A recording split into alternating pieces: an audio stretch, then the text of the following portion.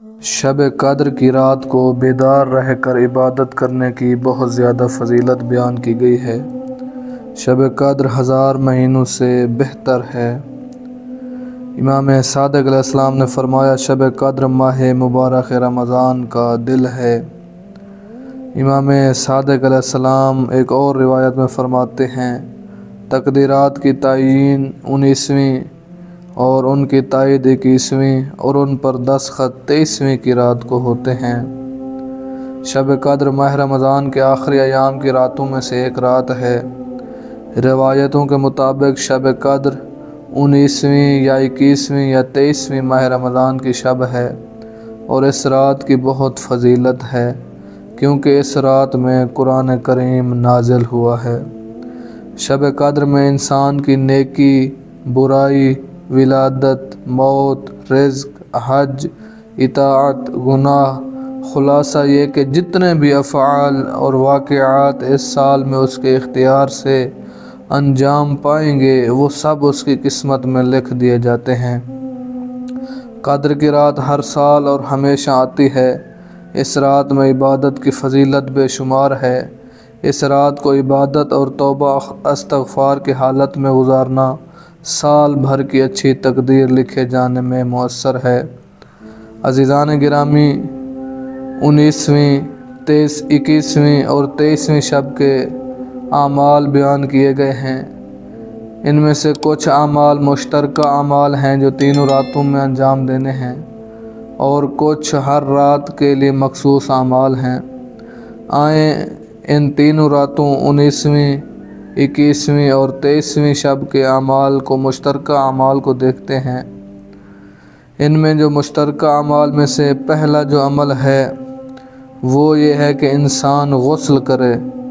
علامہ مجلسی نے فرمایا کہ ان شبوں میں غروب آفتاب سے متصل غسل کرنا چاہیے۔ بہتر ہے کہ مغرب کی نماز اسی غسل سے ادا کریں اور اس کے بعد 2 رکعت نماز پڑھیں۔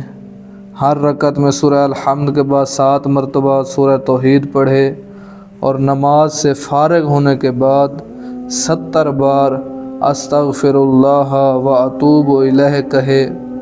پیغمبر اکرم صلی اللہ علیہ وآلہ وسلم سے مروی ہے کہ ایسا شخص اپنی جگہ سے اٹھنے بھی نہ پائے گا کہ اللہ اسے اور اس کے والدین کو بخش دے گا۔ اور اس کے بعد قرآن مجید کا عمل ہے۔ قرآن مجید کو انسان کھول کر اپنے سامنے رکھے اور ایک دعا پڑھے، اللہم انی اسألک بکتابک المنزل وما فیہ وفیہ اسمک الاکبر واسماؤک الحسنی وما یخاف ویرجى ان تجعلنی من اتقائک من النار۔ اس کے بعد اپنی حاجت طلب کرے۔ جب حاجت طلب کر لے پھر قرآن مجید کو بند کر کے اپنے سر پر رکھے۔ اپنے سر پر رکھ کر پھر یہ دعا پڑھے، اللہم بحق ھذا القرآن وبحق من ارسلتہ بہ وبحق کل مؤمن مدحتہ فیہ وبحقک علیہ فلا احد اعرف بحقک منک۔ اس کے بعد 10 مرتبہ کہے بک یا اللہ، پھر 10 مرتبہ کہے بمحمد، پھر 10 مرتبہ کہے بعلی، بفاطمہ، بالحسن، بالحسین، بعلی ابن الحسین، بمحمد ابن علی، بجعفر ابن محمد، بموسیٰ ابن جعفر، بعلی ابن موسیٰ، بمحمد ابن علی، بعلی ابن محمد، بالحسن ابن علی، بالحجہ۔ ان میں سے ہر ایک کو 10 مرتبہ کہنا ہے اور جب بالحجہ کا نام آئے اس وقت کھڑے ہو جانا ہے، کھڑے ہو کر پڑھنا ہے۔ جب یہ اعمال انجام دے لیں اس کے بعد زیارت امام حسین علیہ السلام کو پڑھنا ہے۔ اس کی بھی بہت زیادہ فضیلت بیان کی گئی ہے۔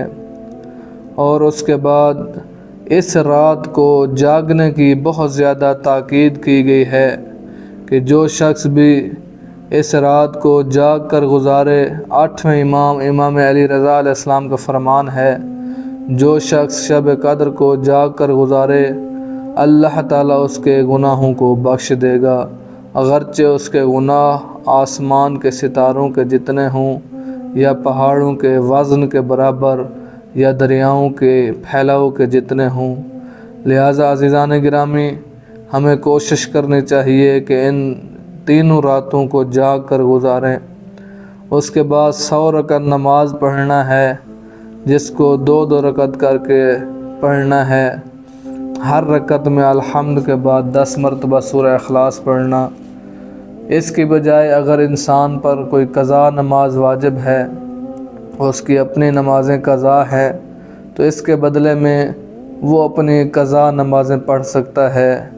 100 رکعت قضا نمازیں پڑھ لیں، انشاءاللہ قضا بھی آپ کی ادا ہو جائے گی اور ان نمازوں کا ثواب بھی ملے گا۔ اور جو اس شب 19 ماہ رمضان کے مخصوص اعمال میں سے ہیں، وہ 2 عمل ہیں۔ ان میں سے جو پہلا ہے، جب یہ سارے اعمال مشترکہ انجام دے لیں تو اس کے بعد 100 مرتبہ کہیں استغفر اللہ ربی و اتوب الیہ۔ اس کو 100 مرتبہ کہنا ہے۔ جب 100 مرتبہ یہ کہہ لیں تو پھر دوبارہ 100 مرتبہ کہیں اللہم لعن قتلۃ امیر المؤمنین، اللہم لعن قتلۃ امیر المؤمنین۔ اگر کسی کو یہ عربی زبان میں کہنا مشکل لگ رہا ہو تو وہ اپنے زبان میں کہہ سکتا ہے کہ اے اللہ تو امیر المومنین کے قاتلوں پر لعنت بھیج۔ اپنی زبان میں بھی اس کو دہرا سکتے ہیں۔ اللہم صلی علی محمد و آل محمد وعجل فرجہم۔